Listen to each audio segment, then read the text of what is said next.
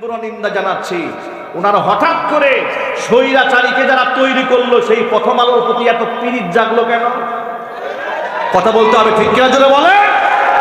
সারা বাংলাদেশে আলেমদেরকে জঙ্গি তকমা দিয়ে যারা মানুষের কাছে প্রচার করেছে, সেই ডেইলি স্টার এবং প্রথম আলো পত্রিকার প্রতি ওনার এত সহানুভূতি কোন জায়গা থেকে আসে?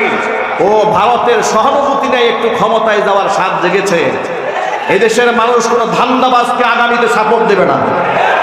যদি আগামীতে ক্ষমতায় কাউকে আসতে হয়, কুরআনকে সম্মান করে আসতে হবে। কথা বলো মুসলমান, ঠিক কিনা? আলেমদের সাথে দুশ্মনী করে, ইসলামের চেতনা বিরোধী কোনো ব্যক্তিদের সাথে আঘাত করে এই মাটিতে আমরা কাউকে ক্ষমতার মসনদে বসতে দেব না। কথা বলতে হবে, ঠিক কিনা জোরে বলেন।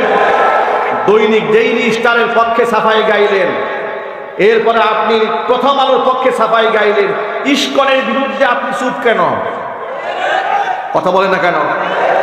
ইস্কনের যে সাইফুল ইসলামকে জবাই করেছে, আপনি নীরব কেন? দাদা বাবুরা নারাজ হয়ে যাবে, ওই চিন্তায় আপনি নীরবতা পালন করছেন। আপনি যতই নীরব থাকেন, আপনাদের ওই ধরনের রাজনৈতিক ধান্দাবাজি আমরা বুঝে ফেলেছি। আপনাদেরকে স্পষ্ট বার্তা জানিয়ে দেয়, এদেশে আওয়ামী জাহিলিয়াতকে এদেশের সাধারণ মুসলমানরা মোকাবেলা করেছে, ছাত্ররা মোকাবেলা করেছে, কারণ তারা ভারতের দাবিদারি করেছে। সামনেও যারা কাফেরদের দাবিদারি করবে, তাদেরকে মুসলমানরা জুতা পিটা করে ছাড়বে। জুড়ে বলতে হবে, ঠিক কিনা? মুসলমানেরা এক হয়ে যেতে হবে। সামনের বাংলাদেশ হবে কোরআনের বাংলাদেশ। আলেম ওলামারা ইতিমধ্যে এক হয়ে যাচ্ছে। গত কয়েকদিন আগে আপনারা নিশ্চয়ই দেখেছেন, আল্লামা মাহমুদুল হক হাফিজাহুল্লাহ এবং নায়েবে আমিরুল মুজাহিদিন সহ চরমনাই পিসা হুজুররা একসাথে বসে পড়েছে। তারা আশার বাণী জাতিকে শুনিয়েছে যে আমরা ইনশাল্লাহ এক হয়ে যাচ্ছি, আপনারা প্রস্তুত হন। আচ্ছা, আমি আপনাদের জানতে চাচ্ছি, যদি আলেমরা এক হয়ে যায়, আলেমদের সাথে আপনারা থাকতে রাজি আছেন? কারা কারা রাজি আছেন? দুহাত দেখতে চায়।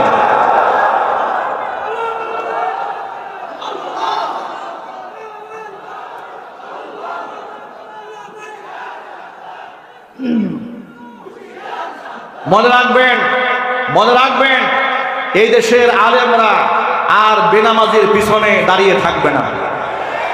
মিথ্যাবাদী ঘুষখোর লম্পটদের কাতারে আর দাঁড়াবে না। তারা এখন সৎ নেতৃত্ব চাচ্ছে, সৎ ব্যক্তিদেরকে সামনে আনতে চাচ্ছে, এমনকি এই দেশে কোরআনে কারিমের আহকামাত বাস্তবায়ন দেখতে চাচ্ছে। এই স্বপ্ন আপনারা দেখেন তো ইনশাআল্লাহ। আল্লাহ তাআলা সকলকে কবুল করেন, মঞ্জুর করেন। এ কথা বললে অনেকেই কষ্ট পান, নারাজ হন, যাহারে হুজুর এগুলো না বললেও পারতো। ভাই, আমাদের কিচ্ছু করার নাই, আমাদের বলতে হবে। আপনি নারাজ হলে আমাদের কিচ্ছু যায় আসে না, আমার আল্লাহ নারাজ হয়ে গেলে আমার খবর আছে। যুবকেরা, আল্লাহর পথে চলতে হবে, আল্লাহর কথা বলতে হবে। ভয় আছে নাকি আপনাদের? ভয়কে জয় করে ফেলতে হবে ইনশাআল্লাহ।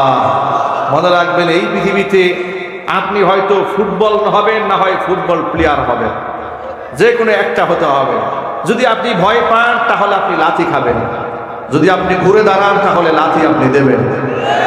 এবার আপনি বলেন, লাথি খাবেন না দেবেন? যদি বলতে হবে, ইসলামের দুশ্মনদেরকে লাথি দিতে চান কারা কারা? হাত দেখতে চান। আল্লাহ, তুমি সকলকে ইমানি শক্তি বৃদ্ধি করে দাও। চিৎকার দিয়ে এখন আল্লাহুম্মা আমিন। আল্লাহ, উলামাদের ঐক্যের ভিতকে তুমি মজবুত বানায় দাও। আল্লাহ, এই সম্মেলনকে কবুল করে নাও। আল্লাহ, আমাদের ইমানি শক্তিকে বৃদ্ধি করে দাও। আল্লাহ তাআলা আপনাদের সামনে এতক্ষণ পর্যন্ত যে কথাগুলো বলেছি, সবার আগে আমাকে, আমার ভাইদেরকে, মা বোনদেরকে সকলকে আমল করার তৌফিক দান করেন, আমিন। ওয়া আখিরু দাওয়ানা আলহামদুলিল্লাহি রাব্বিল আলামিন। ওয়াসসালামু আলাইকুম ওয়া রাহমাতুল্লাহি ওয়া বারাকাতুহু।